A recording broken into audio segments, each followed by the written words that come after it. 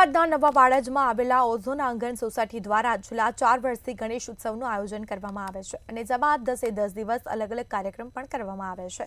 દર વર્ષે વિસર્જનના એક દિવસ પહેલા મંડળના લોકો દ્વારા સાર્વજનિક ભોજનનું આયોજન પણ કરવામાં આવે છે। લગભગ 1500 થી 2000 જેટલા લોકોનું જમાવટ કરવામાં આવે છે। ગણેશ ચતુર્થીના બધા જ દિવસોમાં ત્યાં ગરબા, સત્યનારાયણની કથાનું અનેક કાર્યક્રમોનું આયોજન કરવામાં આવતું હોય છે। અમે 9 દિવસ સલંગ ગરબા છે, પછી અલગ અલગ પ્રોગ્રામ કરીએ છીએ, પણ મારે ખુરશી ઉપરથી ઊભા થવું પડતું નથી અને છોકરાઓ જ આ બધું કામ ચલાવી લે છે અને અમે દર વર્ષે અલગ અલગ લાવીએ છીએ અને આવતા વર્ષે પણ આવી રીતે જ કરીશું। આ લોકોનો ફૂલ સારામાં સારો સપોર્ટ છે।